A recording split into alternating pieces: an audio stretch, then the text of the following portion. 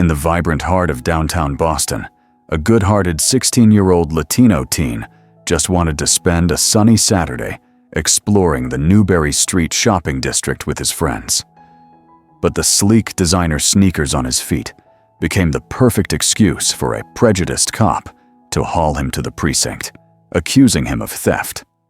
What the officer didn't know was that the teen's mother was a high-ranking city official. When the truth unraveled, that cop's career came crashing down. Before we dive into this gripping tale, drop a comment to let us know where you're watching from. We'd love to hear your thoughts.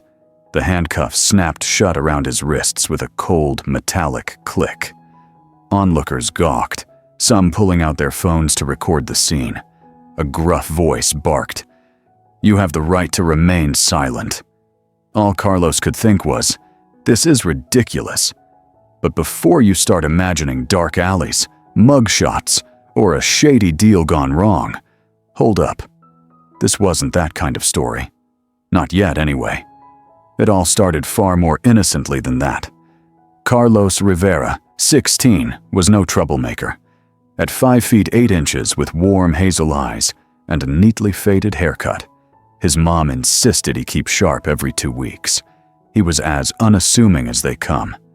He wasn't loud, wasn't flashy, and definitely wasn't the type to stir up trouble. His friends often teased him for being too nice, always helping his elderly neighbor carry her groceries, or lugging equipment for his soccer coach after practice. But Carlos didn't mind. That's just how his mom raised him, with a heart full of kindness and a quiet strength that showed in his actions, not his words. Today was supposed to be a laid-back Saturday at Newbury Street, Boston's trendy shopping hub. Carlos and his crew, Mateo, Javier, and Luis, planned to check out the latest streetwear drops, maybe grab some lobster rolls from a nearby food truck, and soak in the city's bustling vibe. Nothing wild, nothing illegal.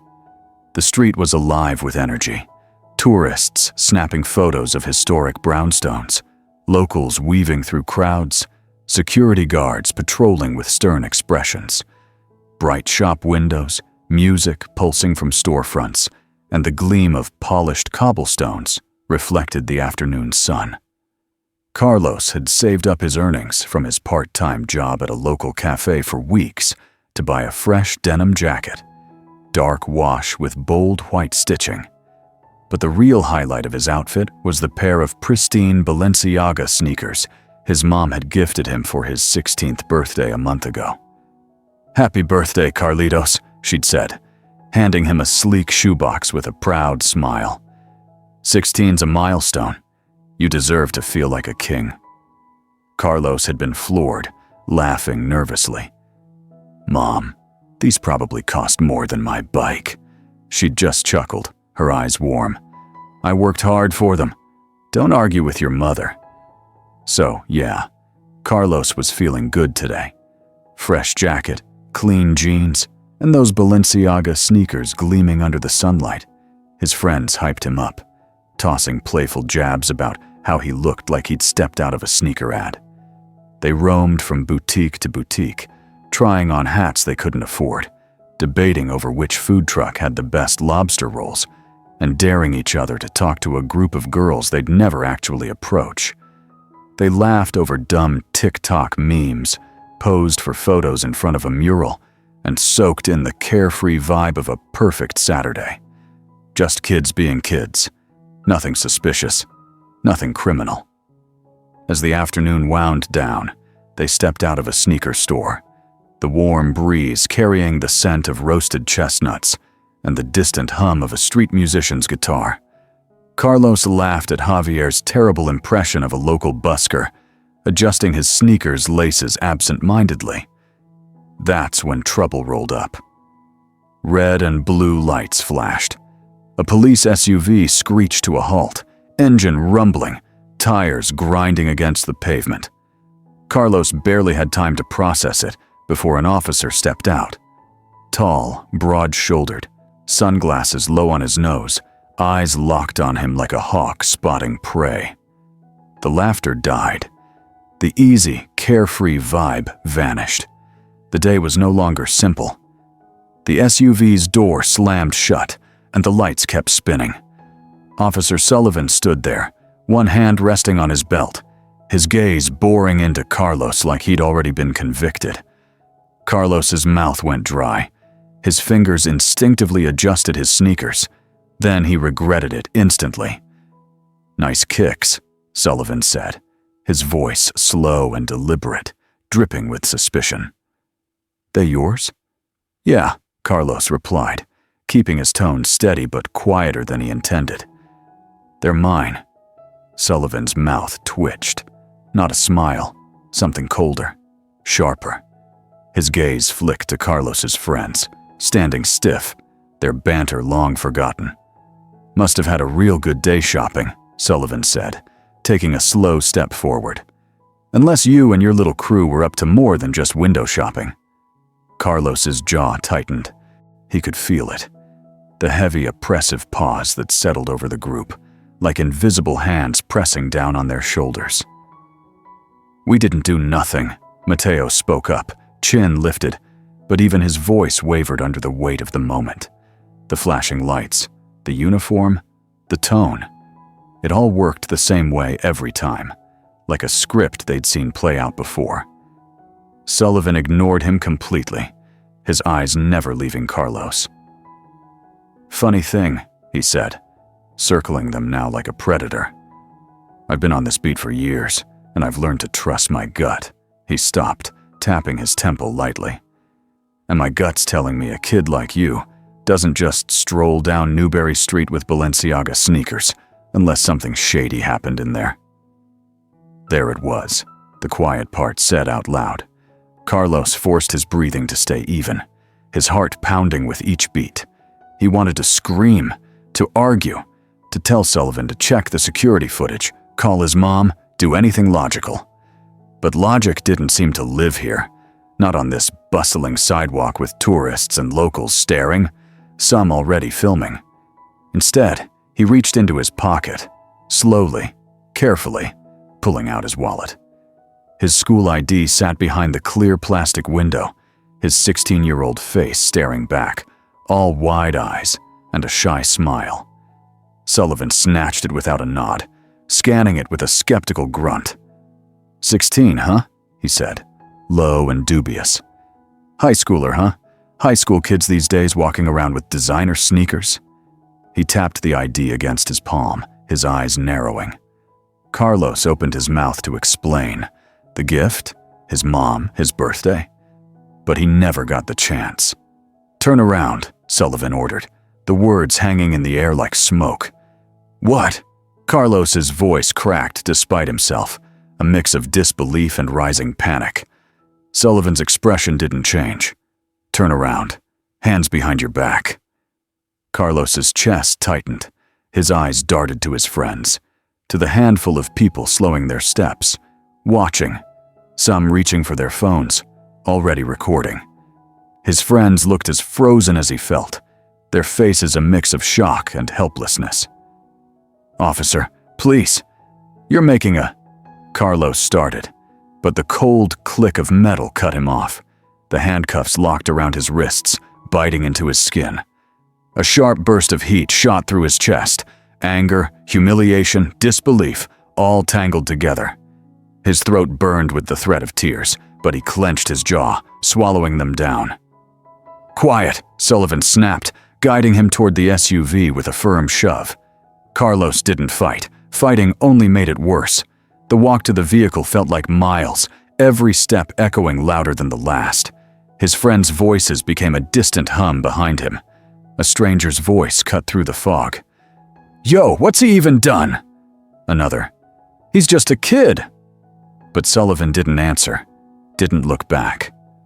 Carlos's knees buckled slightly as he was lowered into the back seat of the SUV. The door slammed shut with a finality that made his stomach flip. The world outside looked different from behind the tinted glass, smaller, fuzzier. He stared at his reflection in the window, his tight curls, his wide eyes, the faintest tremble in his bottom lip. And there, still on his feet, The Balenciaga sneakers gleamed under the harsh sunlight. For the first time since he'd gotten them, they didn't feel cool or grown up. They felt dangerous, like a trap.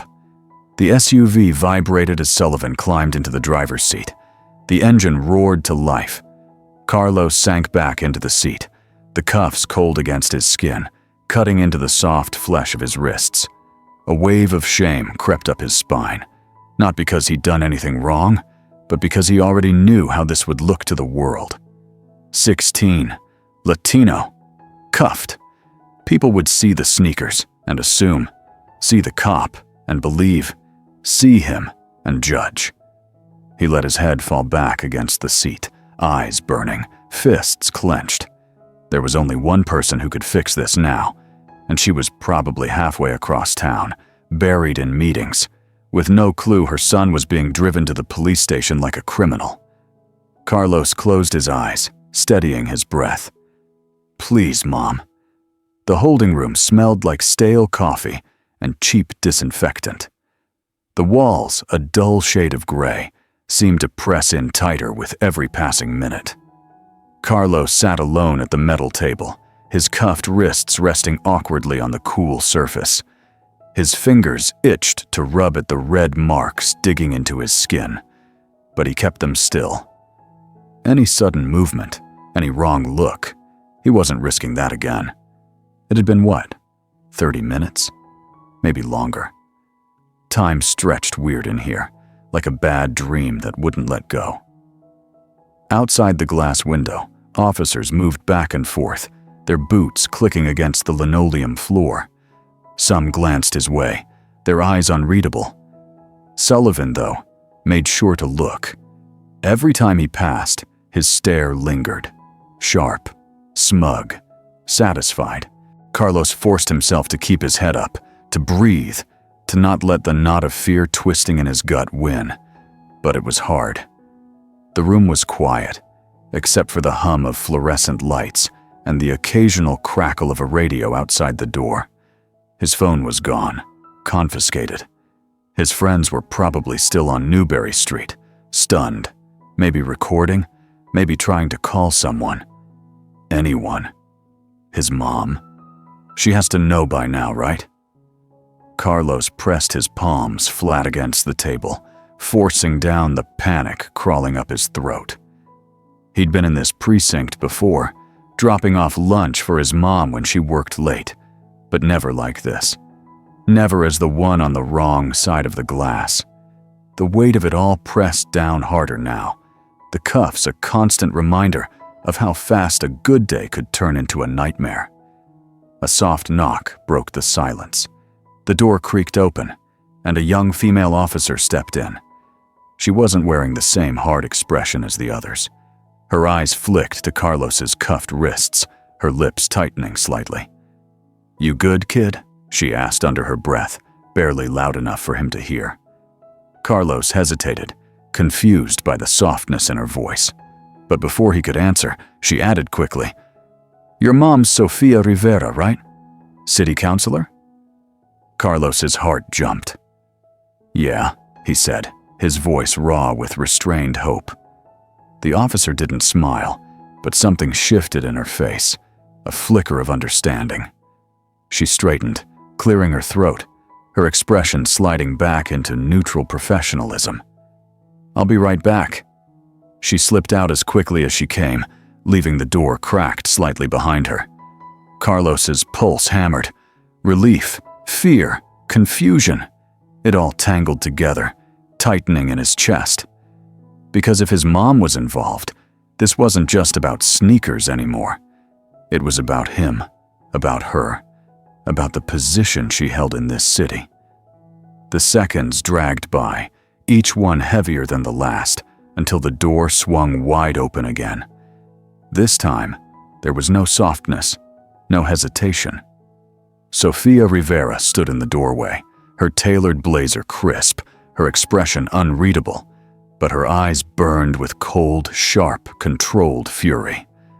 Carlos had never been so relieved and so terrified to see his mom in the same moment. She walked in, every step radiating authority, her heels clicking sharply against the floor. The chatter outside the door stilled. Even Sullivan, leaning casually against the hallway wall, straightened, his smugness faltering. "Uncuff him," Sophia ordered, her voice calm but cutting through the air like glass. The officer behind her hesitated for only a second before fumbling with the keys. The handcuffs clattered onto the table, the sound echoing in the small room. Carlos exhaled a shaky breath, rubbing his wrists, the red marks stinging under his touch. Sophia's eyes never left Sullivan. "I want to see the footage," she said flatly. "Now." Sullivan's jaw tightened, but he didn't argue. He turned, disappearing down the hall, his boots echoing with a reluctant rhythm. Sophia finally looked at her son. Her face softened for half a second, the faintest flicker of worry cracking through her stern mask, but it was gone just as fast. "You okay?" she asked quietly, her voice low enough that only he could hear. Carlos nodded, but the lump in his throat made it hard to speak. "Not really," he wanted to say, but the words stayed stuck. There wasn't time for that now. Minutes later, they were ushered into a small monitor room, the air thick with the hum of electronics. The screen flickered to life, showing grainy angles from Newbury Street, storefronts, crowded sidewalks, shoppers milling about. Sullivan stood stiff beside them, arms crossed, his expression dark. Sophia pointed at the screen. "Rewind. Start from when they entered." The footage played. Carlos watched himself and his friends walking in, laughing, messing around like any other group of teenagers. They tried on hats, checked out sneakers, grabbed iced coffees from a cafe. The Balenciaga sneakers were already on his feet, untouched in any store.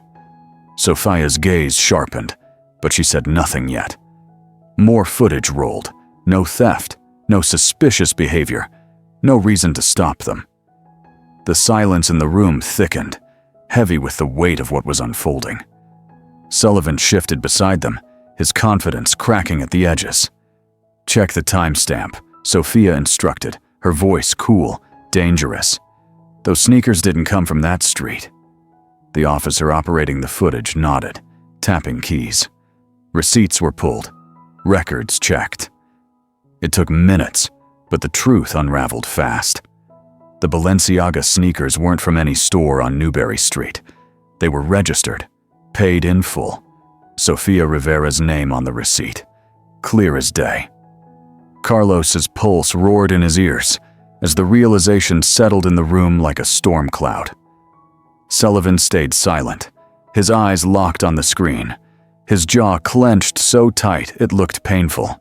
Sophia turned slowly to him, a faint, bitter smile curving her lips.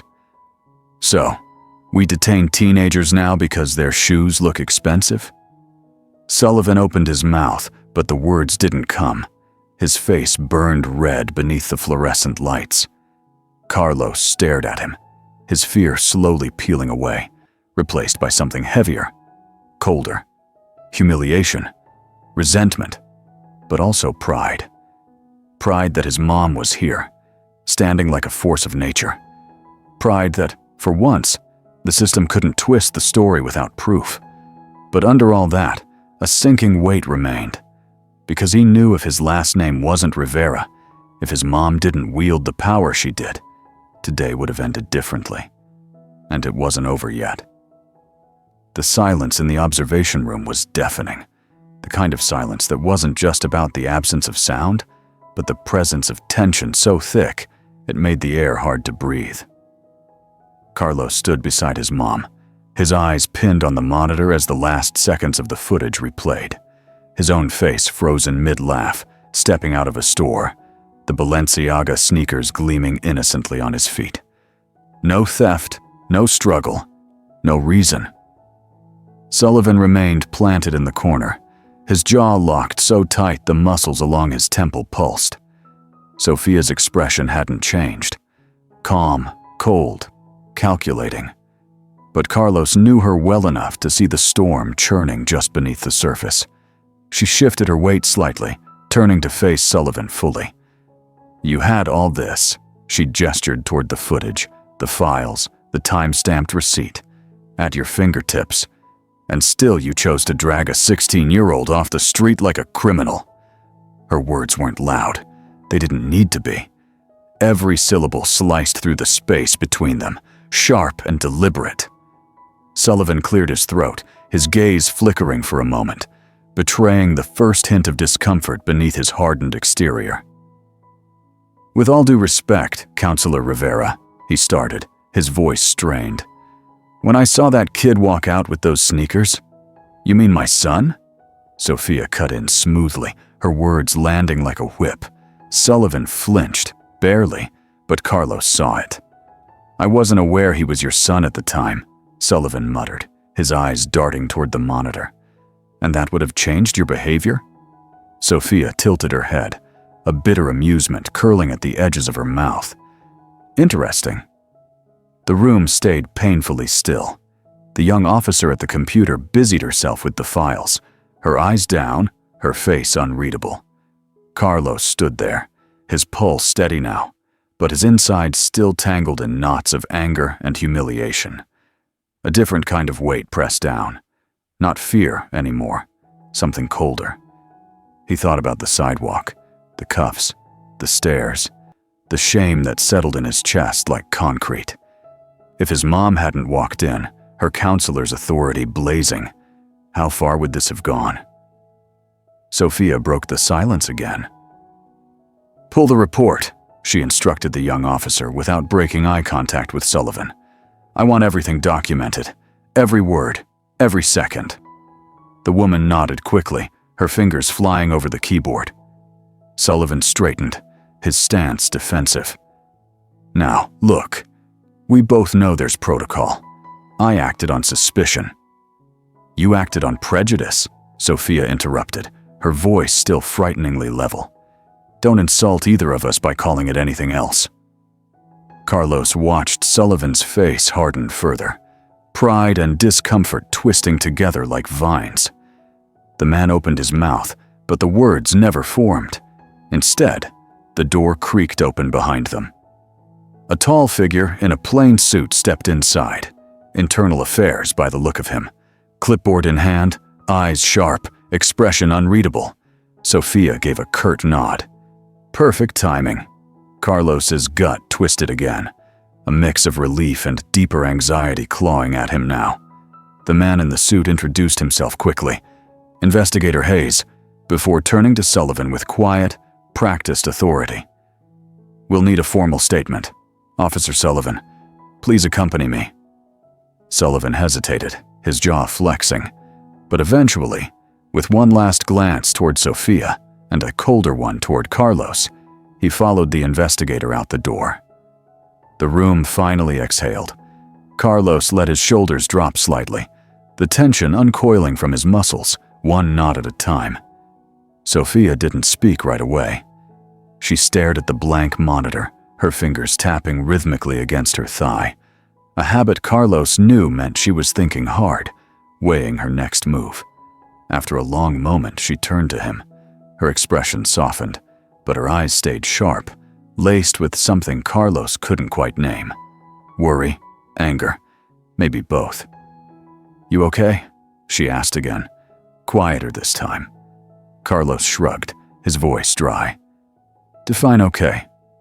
Sophia exhaled, a faint ghost of a smile crossing her lips, but it didn't reach her eyes.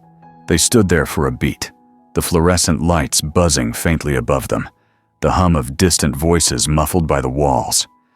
"He's getting investigated now," Carlos asked, his throat still tight with the questions piling up. Sophia nodded. "Suspended, pending review." Her jaw clenched, which should have happened long ago. Carlos let that sink in, his pulse steadying, but something heavier settled beneath his ribs. "Mom," he started, his voice lower now, the words thick, like they'd been waiting for this moment to escape. What if I wasn't your son?" Sophia's gaze darkened, not with anger, but with the quiet, raw truth she couldn't protect him from. "You know the answer to that," she said softly. Not cruel, just honest. Carlos did know. That's what made it worse. Outside the room, footsteps passed, and phones buzzed. The world kept moving. But here, inside this small, sterile space, it felt like the walls had closed in on a conversation bigger than either of them. Sophia reached out, resting a steady hand on his shoulder. Her grip wasn't tight, but it was grounding, like an anchor in a storm. "That's why I took this job," she said quietly, her voice losing some of its steel, replaced with something raw beneath the surface.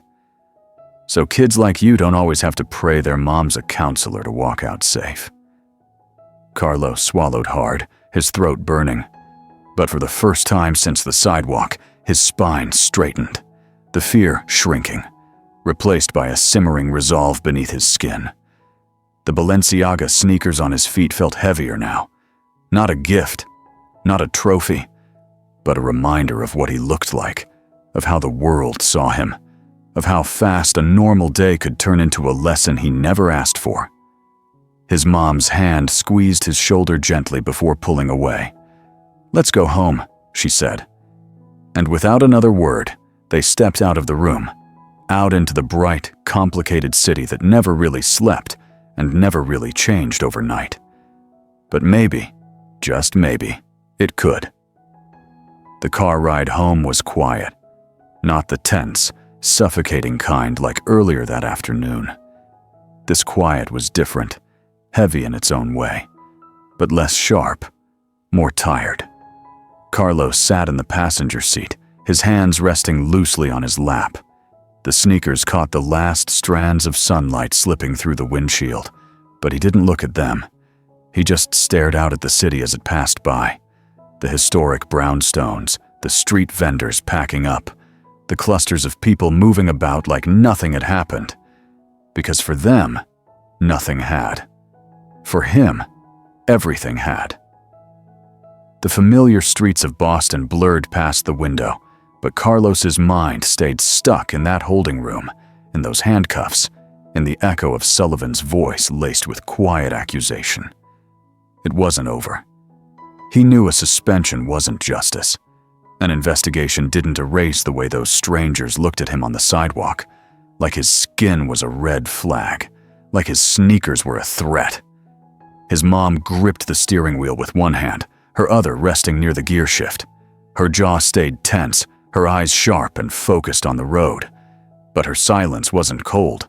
It was measured, holding in all the things there weren't words for yet. Carlos finally broke the silence, his voice low, unsure. "They're really suspending him?" Sophia nodded, her eyes still on the road. "Pending a full review. Internal Affairs is watching him now." Carlos let out a breath that wasn't quite relief. "That ever change anything?" Sophia didn't answer right away. The question hung there, honest and raw, floating between them as the city lights flickered on outside. Finally, she spoke, her voice steady but soft around the edges. "Sometimes," she paused, "sometimes it doesn't." The weight of that truth settled into the space between them. A few more blocks passed, the car turning down their street, the old brick townhouses leaning over the sidewalk, neighbors out walking their dogs, porch lights flickering to life one by one. Home. But somehow, not quite the same as this morning.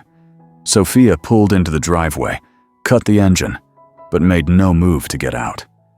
Her fingers tapped lightly against the steering wheel, that same thoughtful rhythm Carlos knew so well.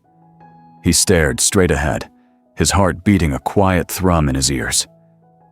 "I keep thinking," he said, his voice cracking slightly. He cleared his throat. What if I wasn't your kid?" The words came out flat, but they carried all the weight he'd been holding since that sidewalk. The fear, the humiliation, the cold, ugly reality. Sophia finally turned to face him fully.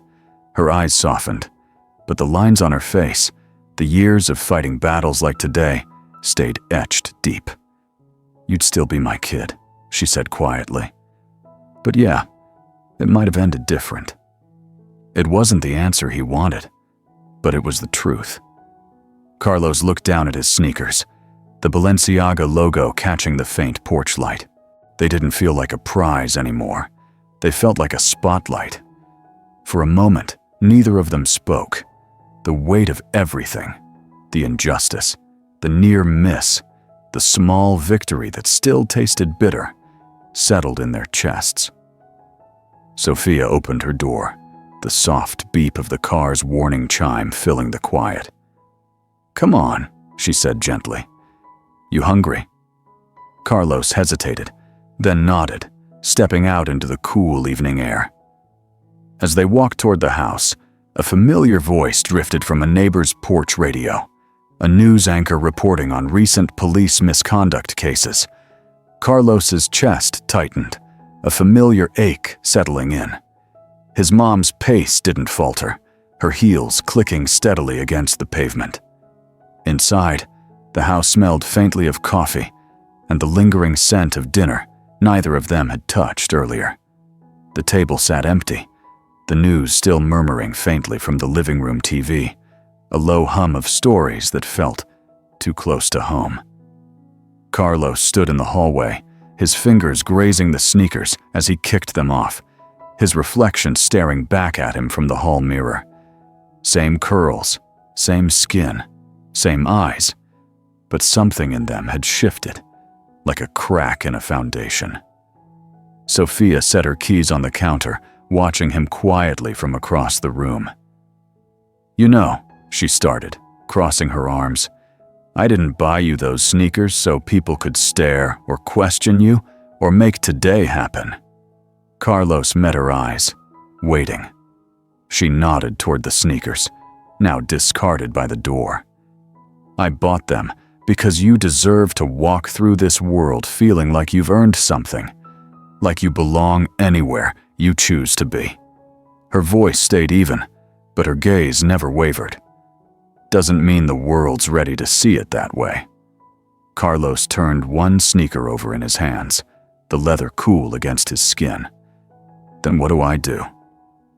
His words were quiet, but they held more weight now, heavy with the day's lessons. Sophia stepped closer, resting a hand on his shoulder.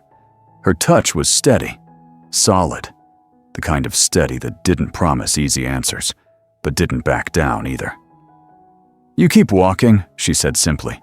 "You stay smart, you stay proud, and you never let them decide your worth." Carlos let the words sink in, heavy, honest, real. Outside, the city kept moving, cars honking, music drifting from open windows, the hum of a world that didn't pause. The news kept playing, the problems stayed. But for the first time all day, Carlos stood a little taller. Not because of the sneakers, not because of the badge his mom carried in her title, but because despite everything, he was still standing. And sometimes, that was enough to start with. Join us to share meaningful stories by hitting the like and subscribe buttons. Don't forget to turn on the notification bell to start your day with profound lessons and heartfelt empathy.